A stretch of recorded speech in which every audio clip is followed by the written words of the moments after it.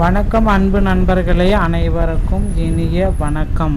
இன்றைக்கி நம்ம இந்த ஒரு வீடியோவில் அதை பற்றி பார்க்க போகிறோம் அப்படின்னு பார்த்தீங்கன்னா, தமிழக அரசு போக்குவரத்து கழகத்தில் மகளிர் வெற்றி பயணம் திட்டம்.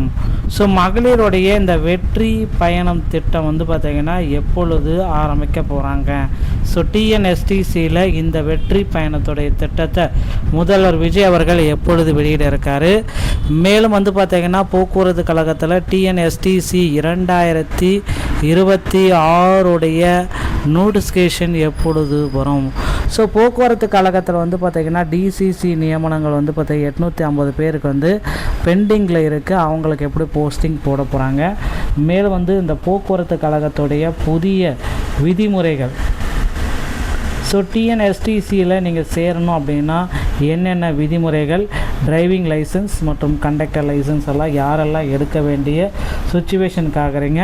ஸோ டிஎன்எஸ்டிசியில் தற்சமயம் இருக்கிற புதிய அறிவிப்பு 2026 புதிய டிரைவர், கண்டக்டர், ஓகேங்களா. ஸோ இந்த ஆட்களை எவ்வளோ எடுக்க போகிறாங்க. ஸோ டிஎன்எஸ்டிசியை பொறுத்த வரைக்கும் அதிக அளவில் ஆட்கள் தேவைப்படுவது உண்மைதானா. ஸோ போக்குவரத்து கழகத்தில் 3000க்கும் மேற்பட்ட புதிய எலக்ட்ரிக் பேருந்துகள், ஓகேங்களா, இவி பஸ்ஸஸ் எல்லாமே ஸ்டார்ட் பண்ணிட்டாங்க. ஸோ டிஎன்எஸ்டிசிக்கு இவிக்கு தனியாக வந்து பார்த்திங்கன்னா டிரைவர், கண்டக்டரு தற்சமயம் பழகிட்டு இருக்காங்க.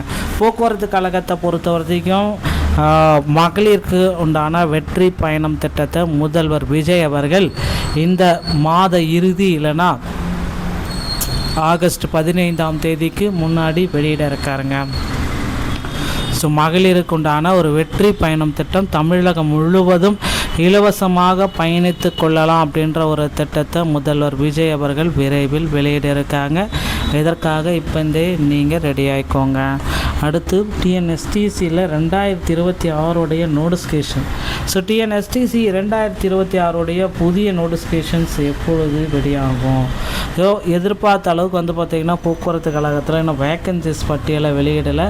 ஆனால் இந்த 2026 ரெக்யூர்மெண்ட், ஸோ எவ்வளோ பேர் எடுக்கலாம் அப்படின்ற மாதிரி ஒரு டேட்டாஸ் கலெக்ஷன்ஸ் எல்லாமே போயிட்டுருக்கு. ஸோ கிட்டத்தட்ட 28,000 நபர்கள் வந்து பார்த்திங்கன்னா இந்த 2026 வந்து 28,000 டிரைவர் தனியாக, கண்டக்டர் தனியாக. ஸோ டிரைவர் வந்து பார்த்திங்க அப்படின்னா 20,000 பேரும், கண்டக்டர் வந்து ஒரு 8,000 பேரும் எடுக்க போகிறது உறுதி. ஸோ டிரைவிங் லைசன்ஸ் மற்றும் கண்டக்டர் லைசன்ஸ் கம்ப்ளீட்டாக தேவைப்படுதுங்க. இது இல்லை அப்படின்னா உங்களால் பணிக்கு போகவே முடியாது.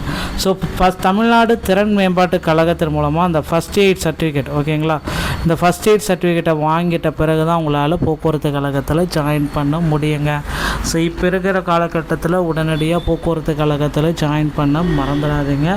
ஸோ அருகாமையில் இருக்கிற ஆர்டிஓ அலுவலகத்தை அன்றைக்கி டிரைவிங் லைசன்ஸ் எடுத்துக்கலாம். ஆனால் கண்டக்டர் லைசன்ஸ் எடுக்கணும் அப்படின்னா தமிழ்நாடு திறன் மேம்பாட்டு கழகத்தில் ஃபஸ்ட் எய்ட் சான்றிதழ் வாங்கிய பிறகு தான் உங்களால் கண்டக்டர் லைசன்ஸ் அப்படின்றத வாங்க முடியும், இல்லைனா வாங்க முடியாது. ஸோ இந்த ஆண்டும் வந்து பார்த்திங்கன்னா டிசிசியோடைய நியமனங்கள் தான் தொடரும்.